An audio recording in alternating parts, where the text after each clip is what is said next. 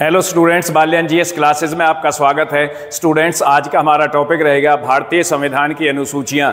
जब संविधान बनकर तैयार हो गया था और ये 26 जनवरी 1950 को लागू हो गया था तो मूल संविधान में 8 अनुसूचियां थी, परंतु वर्तमान में भारतीय संविधान में 12 अनुसूचियां हैं। तो ये 4 अनुसूचियां कब कब और किन किन संविधान संशोधनों के द्वारा संविधान में जोड़ी गई, इन संविधान की सभी अनुसूचियों में 1 से लेकर 12 तक अनुसूचियों के विषय क्या हैं और इनमें कौन कौन से प्रावधान रखे गए हैं। तो इस वीडियो में हम संविधान की प्रथम अनुसूची से लेकर 7वीं अनुसूची तक डिस्कस करेंगे। तो आइए डिस्कस करते हैं संविधान की भारतीय संविधान की अनुसूचियां, यानी प्रथम अनुसूची। भारतीय संविधान की प्रथम अनुसूची, भारतीय संविधान की प्रथम अनुसूची का विषय क्या है, कौन कौन से प्रावधान इसमें दिए गए हैं। तो नंबर 1 पर राज्यों के नाम एवं उनके न्यायिक क्षेत्र, यानी नंबर 1 पर क्या दिया हुआ है, प्रथम अनुसूची में राज्यों के नाम एवं उनके न्यायिक क्षेत्रों का वर्णन किया गया है, यह प्रावधान है।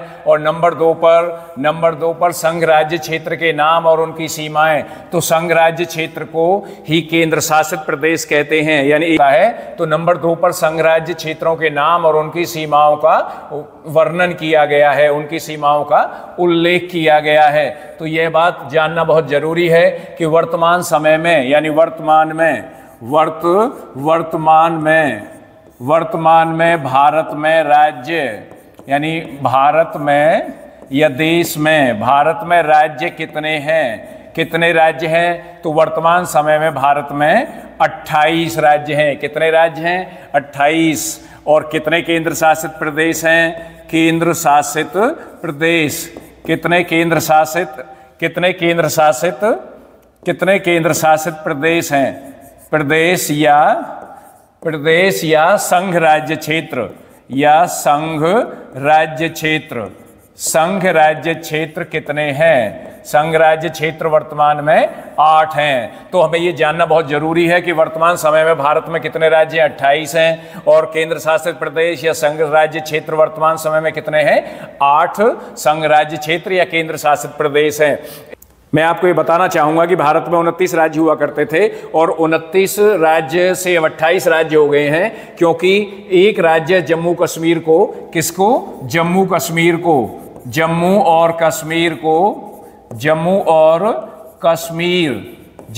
कश्मीर को 2 भागों में बांट दिया गया। जम्मू और कश्मीर का क्या बना दिया गया? केंद्र शासित प्रदेश बना दिया गया। और कौन कौन से केंद्र शासित प्रदेश बना दिए? जम्मू और कश्मीर। और दूसरा क्या बना दिया गया?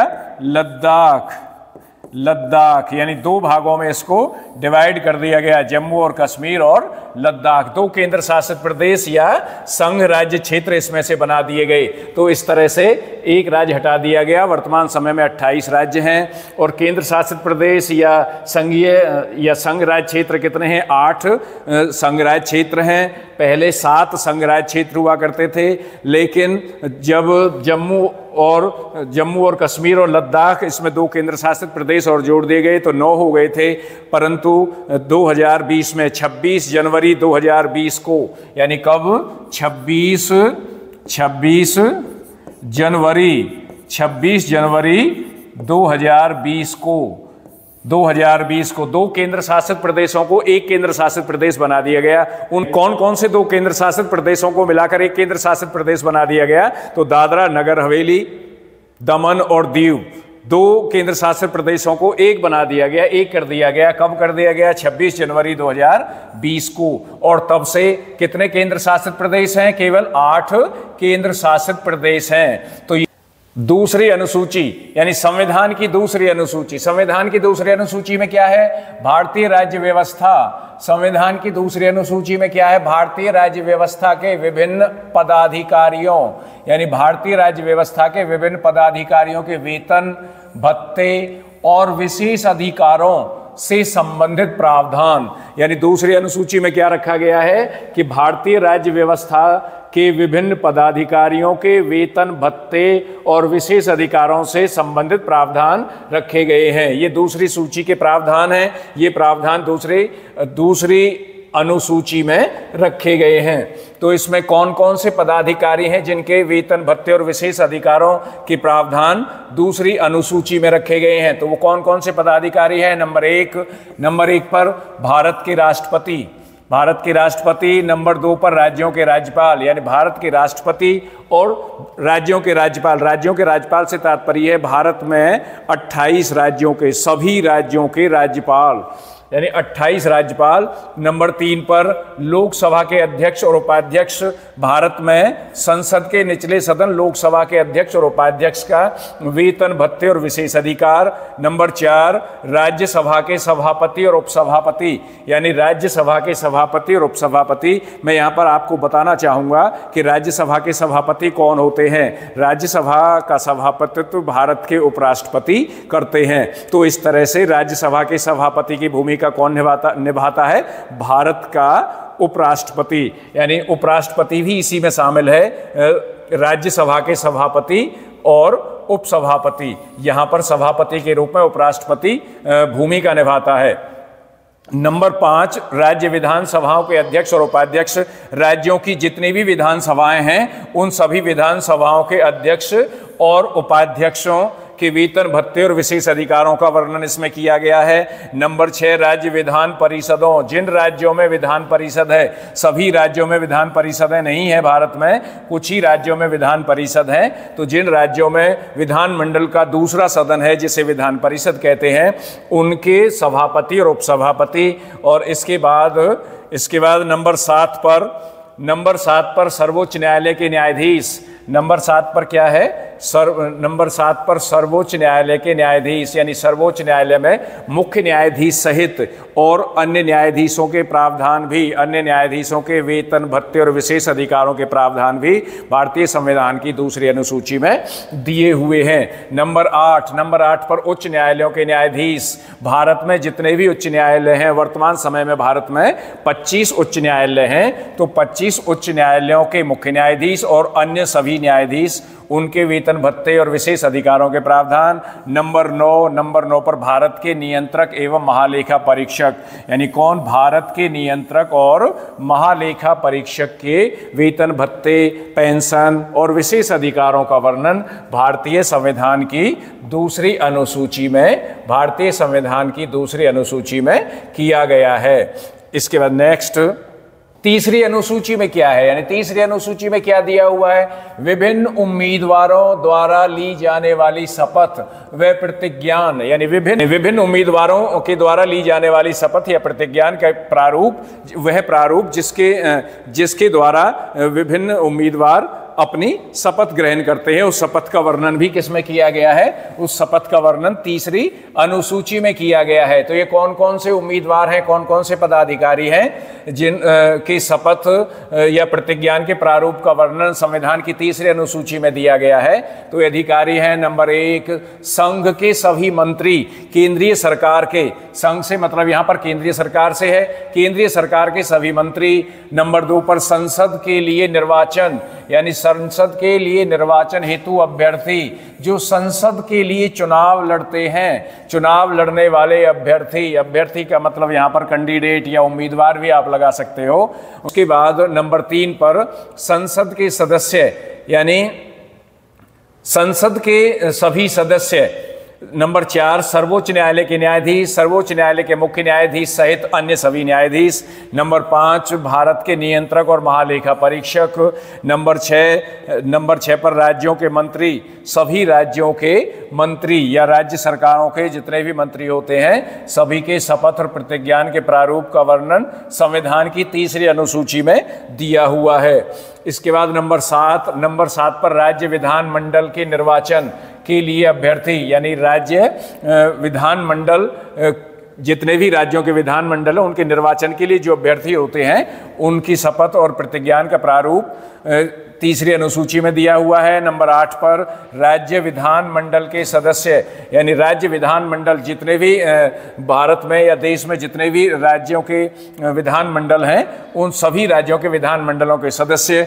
और नंबर 9 पर उच्च न्यायालयों के न्यायाधीश, यानी उच्च न्यायालयों के देश के सभी उच्च न्यायालयों के न्यायाधीश और मुख्य न्यायाधीशों की शपथ और प्रतिज्ञान की प्रारूप का वर्णन संविधान की किस अनुसूची में किया गया है? संविधान की तीसरी अनुसूची में किया गया है। नेक्स्ट, चौथी अनुसूची, संविधान की चौथी अनुसूची में क्या है? यानी संविधान की चौथी अनुसूची में कौन सा प्रावधान रखा गया है? राज्यों और केंद्र शासित प्रदेशों के लिए, यानी राज्यों के लिए। भारत में मैंने अभी आपको बताया था कितने राज्य हैं? 28 राज्य हैं। और केंद्र शासित प्रदेशों के लिए कितने केंद्र शासित प्रदेश हैं? 8 केंद्र शासित प्रदेश हैं। राज्यसभा में, यानी राज्यसभा में, राज्यसभा संसद के 2 सदन हैं। भारतीय संसद के कितने सदन हैं? 2 सदन। ऊपरी सदन राज्यसभा और निचला सदन लोकसभा। ऊपरी सदन राज्यसभा राज्यों का प्रतिनिधित्व करता है और निचला सदन लोकसभा जनता का प्रतिनिधित्व करता है। तो संसद के ऊपरी सदन राज्यसभा में सीटों का आवंटन यानी कितने सदस्य राज्य से या केंद्र शासित प्रदेशों से राज्यसभा में भेजे जाते हैं। इस तरह इन प्रावधानों का उल्लेख या इन सीटों के आवंटन का उल्लेख किसमें किया गया है? संविधान की चौथी अनुसूची में किया गया है। तो मैं आपको ये बता देना चाहता हूं, एक बड़ा महत्वपूर्ण प्रश्न बनता है कि भारत के किस राज्य से सबसे अधिक सदस्य राज्यसभा में भेजे जाते हैं? यानी किस राज्य से भेजे जाते हैं? तो उत्तर प्रदेश से भेजे जाते हैं। यानी भारत के किस राज्य से सबसे अधिक सदस्य राज्यसभा में भेजे जाते हैं? तो किस राज्य से भेजे जाते हैं? उत्तर प्रदेश। इसका आंसर क्या हो गया? इसका आंसर हो गया उत्तर प्रदेश। कितने सदस्य भेजे जाते हैं? 31। वर्तमान समय में उत्तर प्रदेश से राज्यसभा के लिए 31 सदस्य भेजे जाते हैं। राज्यसभा में भेजे जाने वाले सभी राज्यों के सदस्यों की संख्या बराबर नहीं है, कम या ज़्यादा है। ये राज्यों की जनसंख्या के आधार पर निर्भर करती है। तो हरियाणा की यदि हम बात करें, यानी हरियाणा से राज्यसभा के लिए कितने सदस्य भेजे जाते हैं? 5। कितने भेजे जाते हैं? 5 सदस्य भेजे जाते हैं।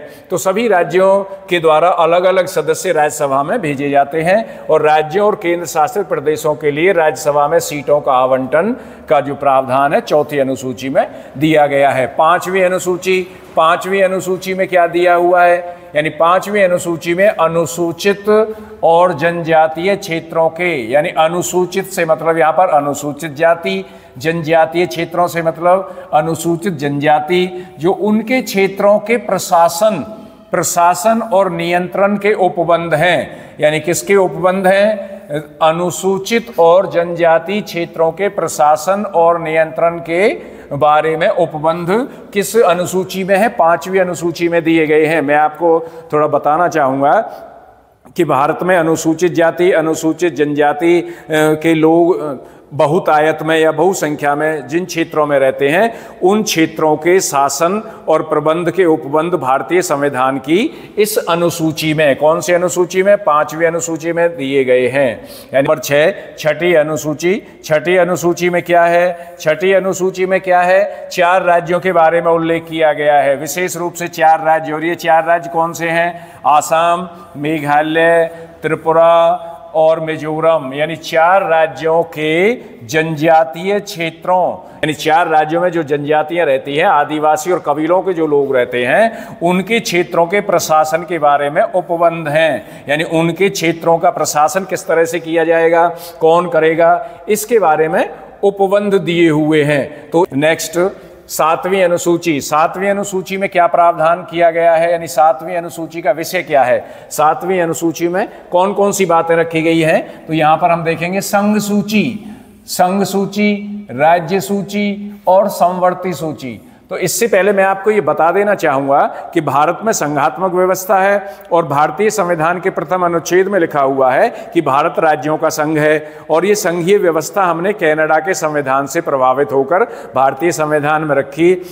संघीय व्यवस्था में क्या होता है? संघीय व्यवस्था में केंद्र सरकार और राज्य सरकारों के बीच में या संघीय सरकार और राज्य सरकारों के बीच में शक्तियों का बंटवारा दिया हुआ होता है। तो शक्तियों का बंटवारा भारत में 3 सूचियों के, यानी भारतीय संविधान में शक्तियों का बंटवारा 3 सूचियों के आधार पर किया गया है। 3 सूचियां बनाई गई हैं और वो 3 सूचियां कौन कौन सी हैं वो यहाँ पर लिखी हुई हैं। संघ सूची, राज्य सूची और समवर्ती सूची। संघ सूची को यूनियन लिस्ट कहते हैं, राज्य सूची को स्टेट लिस्ट कहते हैं और समवर्ती सूची को कंकरेंट लिस्ट कहते हैं। तो इन सूचियों के संदर्भ में समवर्ती संघ सूची, राज्य सूची और समवर्ती सूची के संदर्भ में राज्य और केंद्र के मध्य शक्तियों का विभाजन, यानी किसके बीच में, राज्यों के बीच में और केंद्र सरकार के बीच में शक्तियों का बंटवारा किया गया है, शक्तियों का विभाजन किया गया है। तो हम एक एक करके यहाँ पर मैं आपको ये बताना चाहूँगा। संघ सूची के बारे में थोड़ा यहाँ पर हम देखते हैं, डिस्कस करते हैं। यानी संघ सूची को यूनियन लिस्ट कहते हैं। संघ सूची को यूनियन लिस्ट कहा जाता है। और जब मूल संविधान बना था तो मूल संविधान में संघ सूची में कितने विषय थे? 97 विषय थे। कितने विषय थे? 97 विषय।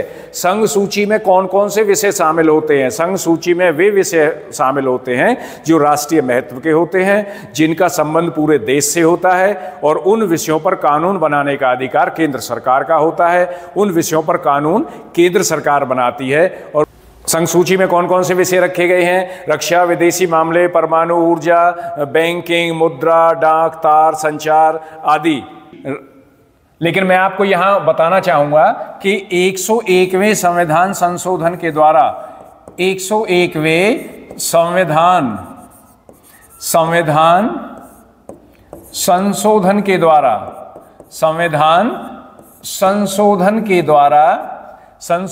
द्वारा कब? 2016 में इसमें एक विषय और जोड़ दिया गया और वर्तमान समय में संघ सूची में कितने विषय हैं? 98 विषय हैं। यानी वर्तमान समय में कितने विषय हैं?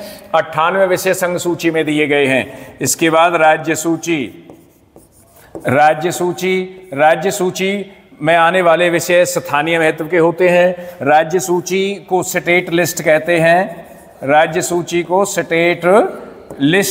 हैं। और राज्य सूची में आने वाले विषय कैसे होते हैं? स्थानीय महत्व के विषय होते हैं। यानी स्थानीय महत्व के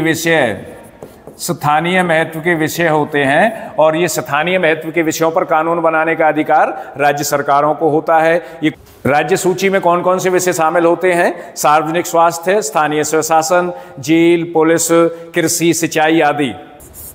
इसके बाद समवर्ती सूची को कंकरेंट लिस्ट कहते हैं। कंकरेंट लिस्ट कहते हैं। और इसमें वे विषय हैं जो राज्य सूची और संघ सूची में, यानी इसमें कौन कौन से विषय? वे विषय हैं जो संघ सूची और राज्य सूची में नहीं दिए हुए। तो जब मूल संविधान बना था तो इसके विषयों की संख्या 47 थी। यानी कितने विषय इसमें थे? और इसमें दिए गए विषयों पर कानून बनाने का अधिकार दोनों सरकारों को होता है। इसमें दिए गए विषयों पर राज्य सरकार भी कानून बना सकती है, केंद्र सरकार भी कानून बना सकती है। और यदि दोनों सरकारें एक विषय पर कानून बना देती हैं तो दोनों के द्वारा बनाए गए कानूनों में कोई गतिरोध पैदा हो जाता है तो केंद्र सरकार के कानून को प्रमुखता दी जाती है। यानी राज्य सरकार के द्वारा बनाया गया कानून अपने आप समाप्त हो जाता है। तो यहाँ पर कितने विषय? इसमें 47 विषय रखे गए हैं। इसमें कौन कौन से विषय हैं? वसीयत, विवाह, तलाक, सामाजिक आर्थिक नियोजन, श्रमिक संघ आदि विषय इसमें रखे गए हैं। लेकिन मैं आपको ये बताना चाहूँगा कि 1976 में, कब? 1976 में 42वें संविधान संशोधन के द्वारा 4 विषय राज्य सूची में से निकालकर किस विषय में जोड़ दिए गए? समवर्ती सूची में जोड़ दिए गए थे। वो 4 विषय कौन कौन से थे जो राज्य सूची में से निकालकर समवर्ती सूची में रख दिए गए थे? शिक्षा, वन, जंगली जानवरों और पशुओं की रक्षा, नापतोल, ये 4 विषय समवर्ती सूची में रख दिए गए थे। और कब रखे थे? 1976 में रखे थे। किसके द्वारा? 42वें संविधान संशोधन के द्वारा रखे थे। तो इस तरह से इसमें राज्य सूची में जो विषय दिए हुए थे वो विषय मूल राज्य सूची में 66 विषय थे और फिर वर्तमान समय में इसमें 59 विषय हैं। कितने विषय हैं? 59। लेकिन समवर्ती सूची में 5 विषय और जोड़ दिए गए। कितने विषय? 4 विषय तो राज्य सूची में से और 1 विषय अलग से जोड़ दिया गया, परिवार नियोजन और जनसंख्या नियंत्रण। यानी परिवार नियोजन और जनसंख्या नियंत्रण का विषय समवर्ती सूची में अलग से जोड़ा गया था। तो वर्तमान समय में समवर्ती सूची में कितने विषय हैं? समवर्ती सूची में 52 विषय हैं।